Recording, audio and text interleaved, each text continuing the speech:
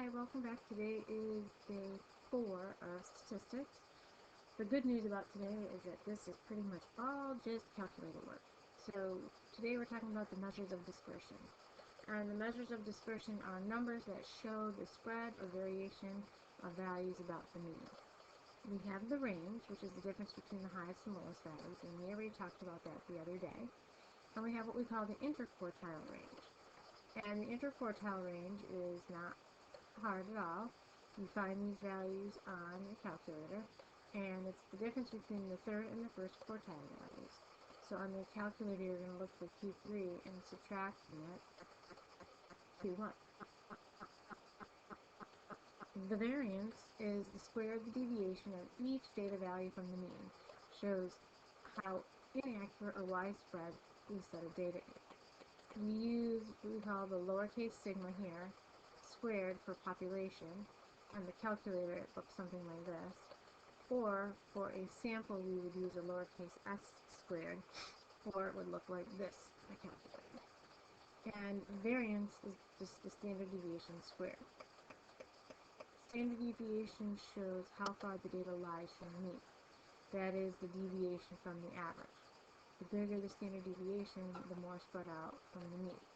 So we just use the lowercase sigma or the lowercase sigma sub x for population, and s or s sub x for a sample. Note, standard deviation is equal to the square root of the variance.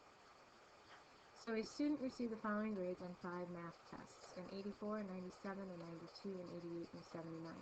Find the mean, standard deviation, and variance for the set of data. Well, the easiest thing to do is to set up a chart. And we have x sub I and f sub I. Remember, f is just our frequency. So x sub I is 79, lowest test score, and then 84, and then 88, 92, 97, and it really doesn't matter the order that you do it in. I just sometimes like to look at it in order. And my frequency is 1 for all of them. So on the calculator, this excuse me, is L1, and this is L2. So what you're going to do is go back to the stat menu that we were working with the other day, and hit number 4, which is clear your list. And we want to do this with list 1 and list 2 because that's where we have been entering data. And after we do that, we go to stat again. And this time we do number 1, which is edit.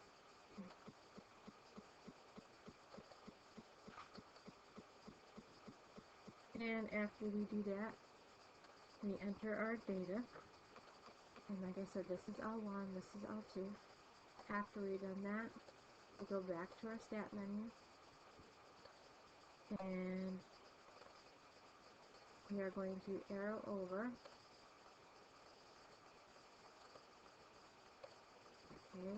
to calculate, and we're going to do number 1, which is one of our stats.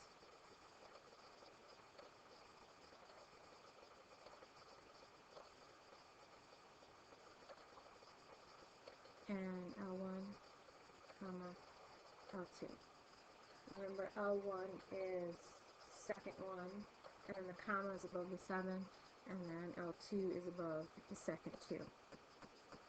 And in this case, we have to determine if we're going to use a population or a sample. Since we're trying to find the mean and standard deviation and variance for this set, and there's only 5 tests, and we're using all 5 tests, this is a population. Because we're using everything that we have. And the population is the lowercase sigma. So when the menu pops up on the calculator after you enter the information, we're going to look for x bar, which is the mean, which is 88. And then the next thing you're going to look for is your standard deviation.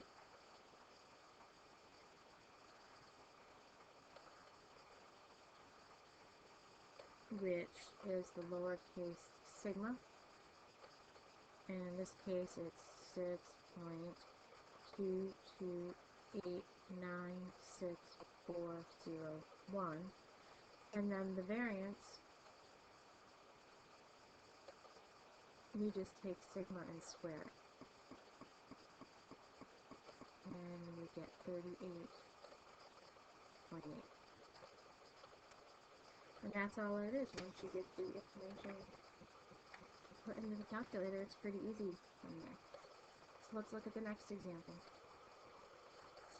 Example number 2. In a city, there are 50 math teachers who are under the age of 30. The table below shows the number of years experience of these teachers. Find the mean, variance, and standard deviation. Well, this is list 1. This is list 2. Okay, list 1 is always x sub I, and list 2 is always f sub I, the frequency. I'm going to enter this into L1, and then I'm going to enter this into L2 once I figured out all my data. And when I do that, my mean is x5, which is 4.5. So the average years is 4.5, the average years experience. And then the standard deviation, okay, what I would do is look at the number of teachers I had. If this added up to 50, then I'd be using a population. If this did not add up to 50, then I would be using this sample. In this case, this is a population. So for my standard deviation, I'm just using lowercase sigma, which would be 2.0712311518. And to the nearest 100, which is usually where we go, it's 2.07. And then the variance is just that squared.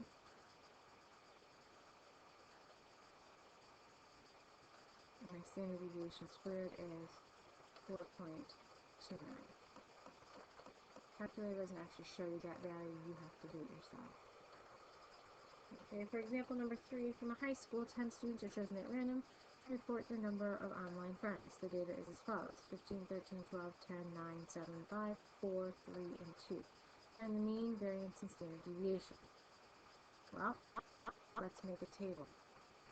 So x sub I and f sub I. And this is our number of friends. And then this is my frequency.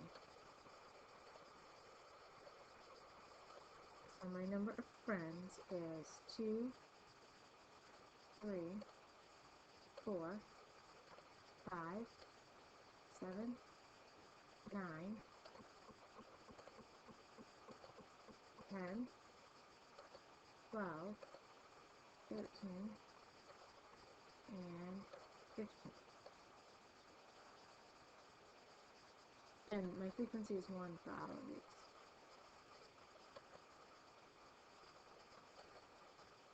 Okay, so the next question we have to ask ourselves, is this a sample or is this a population? Since we're talking about from a high school, and we're only talking about 10 students, this is a sample. And my mean is still going to be x bar, that doesn't change, and it is 8. And my standard deviation, this time is equal to lowercase s, which is 4.50. And my variance is that squared, so it's 20.2.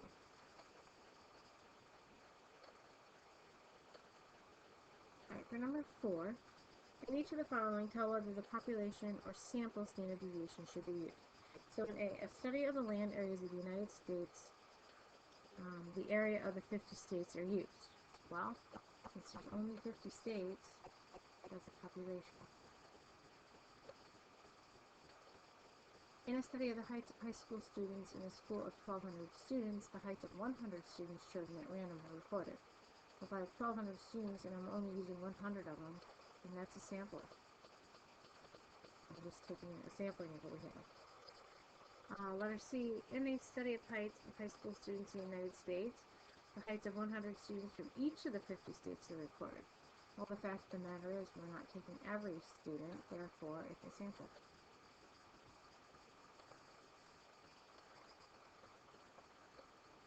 And for the last one here, a telephone survey conducted in Monroe County obtained information about the size of households. Telephone numbers were selected at random until a sample of 130 responses were obtained. Find the mean, variance, and standard deviation. Okay, this is again going to be a sample. I mean, they tell us right in the problem that it's a sample. So we're going to be looking for lowercase s. This is x sub I, which is L1. And this is f sub I, which is L2. Just enter those into your calculator. And then you have the mean, which is x bar. And it is 2.6. And then we have the standard deviation, which is lowercase s, which is 1.37.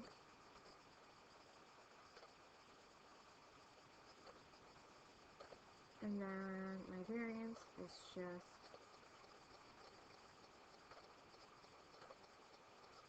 s squared, and that is 1.89.